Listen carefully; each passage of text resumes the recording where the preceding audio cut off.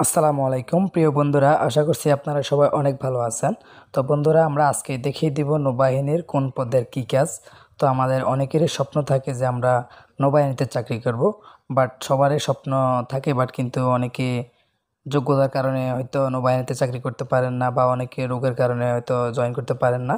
তো আমরা যারা নৌবাহিনীতে চাকরি করতে ইচ্ছুক, তো অবশ্যই আমাদের অ্যাপ্লাই করার আগে জেনে নিতে হবে যে কোন পদের কী কাজ। তো আমরা আজকে ফুল ভিডিওতে আমাদের 4টি পদের আমরা বিস্তারিত বলবো যে এই 4টি পদের কি কি কাজ এবং কি কি তারা আবেদন করতে কি যোগ্যতা লাগবে। তো আমরা এ টু জেড আমরা আজকে সম্পূর্ণ এই ভিডিওতে আলোচনা করব। তো চলুন আমরা আমাদের ভিডিওতে চলে যাই। তো তার আগে আমার ছোট্ট একটি রিকোয়েস্ট থাকবে, যারা আমার চ্যানেলটি এখনও সাবস্ক্রাইব করেন নাই তারা অবশ্যই চ্যানেলটি সাবস্ক্রাইব করে পাশে থাকবেন। তো আমরা একটি একটি করে আমাদের নৌবাহিনীতে 4টি পদের কি কি কাজ আমরা তা একটি একটি করে জেনে নেব। তো আমরা প্রথমে জেনে নিই নৌবাহিনীর সিম্যানের কাজ কি। ঠিক আছে, তো নৌবাহিনীতে একটি পদ আছে যেটার নাম হচ্ছে সিম্যান। তো সিম্যানের কাজ কি আমরা একটু জেনে নিই। তো আমরা নিচে চলে আসি। তো দেখতে পাচ্ছেন সিম্যানের কাজ হচ্ছে, বাংলাদেশ নৌবাহিনীর সিম্যানের প্রধান কাজ হলো জাহাজের অত্যাধুনিক যন্ত্র পরিচালনা ও যোগাযোগ যন্ত্র ব্যবহারের মাধ্যমে জাহাজ এবং বন্দরের মধ্যে যোগাযোগ রক্ষা করা। তারপর হচ্ছে জাহাজের গতিপথ পরিচালনা করার জন্য নদী ও সমুদ্রের তলদেশে গভীরতা পরিমাপ করা এবং ম্যাপ প্রস্তুত করা। তারপর হচ্ছে আমাদের জাহাজে উপস্থিতি, ইঞ্জিন রুম ও অন্যান্য ইলেকট্রনিক যন্ত্রপাতি পরিচালনা করা এবং এই যন্ত্রপাতিগুলোর রক্ষণাবেক্ষণ নিশ্চিত করা। তারপর হচ্ছে জাহাজের ডেক অপারেশন এবং জাহাজ উপস্থিতি সরঞ্জাম পরিচালনা এবং সামগ্রিক নৌ অভিযানে পরিপূর্ণ সহায়তা করা। তারপর হচ্ছে নদীপথের যেটা লাস্ট কাজ, তো নদীপথের একজন সৈনিক হিসেবে যুদ্ধাস্ত্র পরিচালনায় প্রশিক্ষণ গ্রহণ করা এবং নৌসেনা হিসেবে নিজেকে সব সময় প্রস্তুত রাখা ইত্যাদি। তো এই যে লাস্টের আমাদের যে কাজটি, এখানে কিন্তু আমাদের নৌবাহিনীর সকল ধরনের সৈনিককে আমাদের অবশ্যই অস্ত্র ট্রেনিং নিতে হবে, আমাদের অস্ত্রধারী করতে হবে। ঠিক আছে, তো এবার আসি আমরা আসলে নৌবাহিনীর সিমেনে আমাদের কি কি যোগ্যতা লাগে। ঠিক আছে, আমরা একটু দেখি। তো এখানে কিন্তু নৌবাহিনীতে সিমেনে আবেদন করতে হলে অবশ্যই আমাদেরকে এসএসসি পাস করতে হবে এবং জিপিএ 3.50 পেতে হবে। এছাড়াও এক্ষেত্রে উচ্চতর গণিত নিয়ে পড়া এবং BN rock yard cooperative society technical institute থেকে এই গ্রেড প্রাপ্ত শিক্ষার্থীরা অগ্রাধিকার বেশি পাবে। আর এখানে কিন্তু আমাদের উচ্চতা যেটা লাগবে সেটা হচ্ছে ছেলেদের ক্ষেত্রে 5 ফুট 4 ইঞ্চি থেকে শুরু করে এবং মেয়েদের ক্ষেত্রে 5 ফুট 1 ইঞ্চি থাকতে হবে এবং ওজন পড়বে আমাদের বয়স ও উচ্চতা অনুযায়ী নির্ধারণ করা হবে। আর সর্বোচ্চ বয়স হচ্ছে আমাদের 17 থেকে 20 বছরের মধ্যেই হতে হবে। তো নৌবাহিনীর দ্বিতীয় পদটি হচ্ছে পেট্রোলম্যান। তো আমাদের পেট্রোলম্যানের কী কী কাজ, তো আমরা একটু নিচে দেখিয়ে দিব। তো এখানে দেখতে পাচ্ছেন জাহাজ এবং বন্দরে আইন শৃঙ্খলা রক্ষণাবেক্ষণ অথবা মেরামতের দায়িত্ব পালন করতে হবে। তারপর হচ্ছে জাহাজের বিভিন্ন প্রোটোকলের ডিউটি করা এবং মেইল আদান প্রদানের দায়িত্ব পালন করা। তারপর হচ্ছে জাহাজ অথবা বন্দরে কতজন নাবিক আগমন করলো এবং কতজন নাবিক বহিগমন করলো, তারপরে এই সম্পর্কে এবং নাবিকদের ছুটি সংক্রান্ত বিষয়ে সম্পর্কে সঠিক তথ্য নিশ্চিত করা হচ্ছে আমাদের কি পেট্রোলম্যানের কাজ। তারপর হচ্ছে আমাদের জাহাজ অথবা বন্দরে জনবলের একটি হিসাব প্রস্তুত করা এবং তাদের প্রয়োজনীয় কাগজপত্র প্রস্তুত করে দেওয়া। তারপর হচ্ছে বাংলাদেশ নৌবাহিনীর বন্দর ও সংলগ্ন যে সকল মহাসড়ক রয়েছে সেখানে ট্রাফিকের ডিউটি পালন করা। তারপর হচ্ছে যে লাস্ট যেটা আমাদের, তো সেটা হচ্ছে বাংলাদেশ নৌবাহিনীর শৃঙ্খলার নিয়ন্ত্রণকারী কর্মী হিসেবে অবশ্যই দায়িত্ব পালন করা ইত্যাদি। এটা হচ্ছে কি আমাদের পেট্রোলম্যানের কাজ। তো আমরা আসলে দেখি পেট্রোলম্যানে কারা আবেদন করতে পারবেন এবং কি কি যোগ্যতা লাগে এবং কি কি শারীরিক যোগ্যতা লাগে।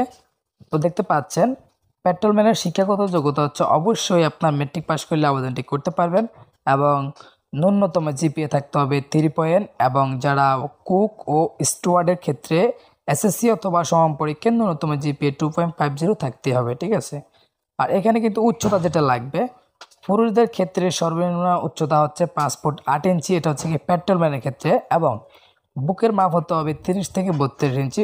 আর ওজন হচ্ছে আমাদের বয়স ও উচ্চতা অনুযায়ী ওজন নির্ধারণ করা। ঠিক আছে, আর এখানে কিন্তু আমাদের চোখের যেটা দৃষ্টিশক্তি সেটা হচ্ছে অবশ্যই 6/6 হতে হবে এবং বয়স হচ্ছে সেম আগের মতোই 17 থেকে 20 বছরের মধ্যে হলে কিন্তু আপনি এখানে অ্যাপ্লাই করতে পারবেন। তো তারপর জেনে নিই আমরা নৌবাহিনীর রাইটারের কাজ কি। তো রাইটার একটি পদ, তো রাইটারের কাজকে আমরা একটু জেনে নিই। তো রাইটারের প্রথম যে কাজটি হচ্ছে আমাদের নৌবাহিনী অফিসিয়াল সকল ধরনের কার্যাদি সম্পাদন করা ও সকল প্রকার চিঠিপত্রের আদান প্রদান করা এবং নৌবাহিনীর সকল নথিপত্রাদি সুষ্ঠু সংরক্ষণ নিশ্চিত করা।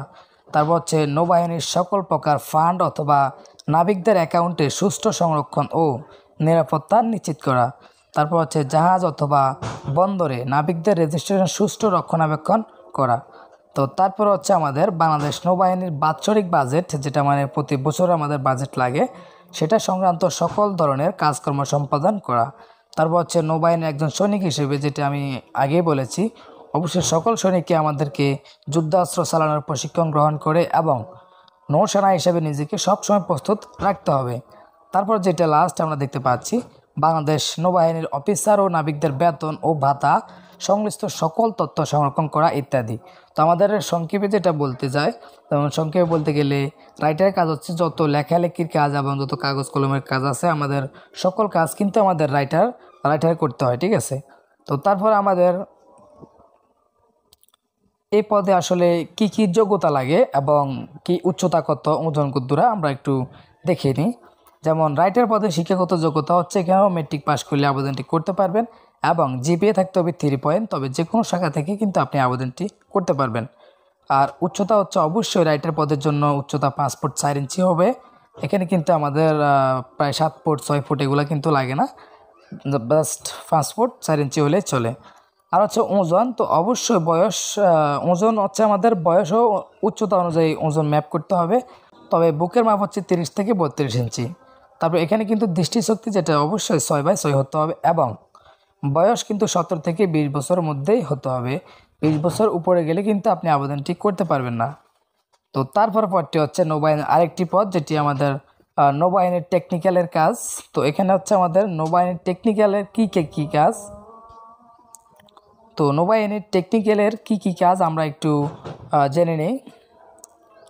তো আমরা এখানে নৌবাহিনীর টেকনিক্যালের কী কাজ আমরা দেখতে পাচ্ছি। তো বিশাল সমুদ্রের বুকে অত্যাধুনিক যন্ত্রপাতির সাহায্যে বাংলাদেশ নৌবাহিনীর বিভিন্ন বোট পরিচালনা করা। বোট হচ্ছে আমাদের যেমন জাহাজ আর কি। তো তারপর হচ্ছে বাংলাদেশ নৌবাহিনীর যে সকল জাহাজ রয়েছে, সেই জাহাজগুলোর ইঞ্জিন ও অন্যান্য ইলেকট্রনিক যন্ত্রপাতি পরিচালনা করা এবং রক্ষণাবেক্ষণ করা। চলতে গেলে এখানে কিন্তু টেকনিক্যাল, তো অবশ্যই আমাদের মেকানিকের কাজ জানতে হবে এখানে। তো তারপর হচ্ছে আমাদের বাংলাদেশ নৌবাহিনীর জাহাজ অথবা ঘাটির সকল ধরনের কামান, টর্পেড, মিসাইল ইত্যাদি যুদ্ধাস্ত্রগুলোর ফায়ারিং প্রশিক্ষণ গ্রহণ করা। আর হচ্ছে আমাদের জাহাজে উপস্থিতি অত্যাধুনিক যন্ত্রপাতিগুলা পরিচালনা করা এবং যোগাযোগ যন্ত্রগুলো ব্যবহার করে জাহাজ এবং ঘাটির মধ্যে যোগাযোগ রক্ষা করা ইত্যাদি। তো আমরা দেখি আসলে টেকনিক্যালের আমাদের কী যোগ্যতা লাগে। তো উপরে উল্লেখিত বাংলাদেশ নৌবাহিনীর সিম্যান পদের জন্য যে সকল যোগ্যতা প্রদান করা হয়েছে, একই যোগ্যতা আমাদের টেকনিক্যালের জন্য আমাদের একই যোগ্যতা প্রয়োজন। যে আমরা প্রথমে যে যোগ্যতাগুলো আলোচনা করেছি সিম্যানের জন্য, তো সেই যোগ্যতাগুলো সেম আমাদের টেকনিক্যালের ক্ষেত্রেও ব্যবহৃত হবে। তো তারপর আমাদের লাস্টে যেই পদটি হচ্ছে নৌবাহিনীর স্টোরম্যান, যেটাকে আমরা স্টোরম্যান বলে থাকি। নৌবাহিনীর স্টোরম্যান অনেক সহজ এবং অনেকে আমরা এখানে কিন্তু টিকে থাকি। তো সেটাতে কী কাজ আমরা একটু দেখে নিই। তো নৌবাহিনী স্টোরম্যানের প্রথম কাজটি হচ্ছে জাহাজে ঘাটিতে যে সকল সদস্য কাজ করে তাদের সকলের চাহিদা নির্ধারণ করা এবং চাহিদা অনুযায়ী সরবরাহ নিশ্চিত করা। যেমন আমরা যখন 2-1 মাসের জন্য আমরা নদীতে যাই, তো আমাদের 2-1 মাসের জন্য কি আমাদের খাদ্য প্রয়োজন, কি আমাদের স্টোর করতে হবে, তো এই সকল সম্পূর্ণ কাজ হচ্ছে আমাদের স্টোরম্যানের কাজ। তো তারপর হচ্ছে আমাদের জাহাজ ও বন্দর অথবা ঘাটিতে ক্রান্তিকালীন ও শান্তিকালীন সময়ের জন্য পর্যাপ্ত মজুদ আছে কিনা তা নিশ্চিত করা, একটু আগে আমি এটা বলেছি। তারপর হচ্ছে বাংলাদেশ নৌবাহিনীর অফিসার ও নাবিকদের পোশাক, যেটি বাংলাদেশের নৌবাহিনীর পোশাক আছে কিনা বা আর কতদিন যাবে পোশাক, এগুলো সম্পূর্ণ নির্ধারণ করা হচ্ছে আমাদের স্টোরম্যানের কাজ। তারপর হচ্ছে বাংলাদেশ নৌবাহিনীর নাবিকদের খাদ্য, পোশাক সামগ্রী উন্নত মান ঠিক আছে কিনা। যদি আমাদের হয়তো উন্নত মানের হয় নাই পোশাকগুলো, তো অবশ্যই এগুলো কিন্তু আমাদেরকে স্টোরম্যানে নিয়ন্ত্রণ করতে হবে। উন্নত যদি না থাকে অবশ্যই উন্নত করতে হবে, যদি উন্নত থাকে তাহলে তাদের দিকে অবশ্যই খেয়াল রাখতে হবে। এটা হচ্ছে আমাদের স্টোরম্যানের কাজ। তো তারপর হচ্ছে নৌবাহিনীর একজন সৈনিক হিসেবে যে সব সময় নিজেকে একজন নৌসেনা হিসেবে প্রস্তুত রাখা তো অবশ্যই আমাদেরকে সকল নৌবাহিনীকে অবশ্যই আমাদেরকে অস্ত্রধারী হতে হবে, আমাদের অস্ত্র শিখতে হবে। এটা হচ্ছে আমাদের নৌসেনার প্রধান কাজ।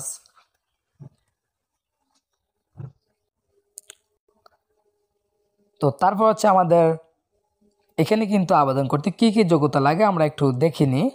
তো বাংলাদেশ নৌবাহিনী স্টোরম্যান পদের জন্য যে সকল যোগ্যতা লাগে তা এই পোস্টটিতে উপরে উল্লেখিত হয়েছে। যেমন আমাদের রাইটার পদে যে যে যোগ্যতা লাগবে, নৌবাহিনীর যেমন রাইটার পদে যে যে যোগ্যতা লাগে, এখানে কিন্তু সেম স্টোরম্যান এবং রাইটারম্যানের একই যোগ্যতা এবং একই যে কোনো শাখা থেকে পাশ করলে কিন্তু আমরা এখানে আবেদনটি করতে পারি। তো আমরা আজকের ভিডিওটি আমরা এখানে শেষ করছি।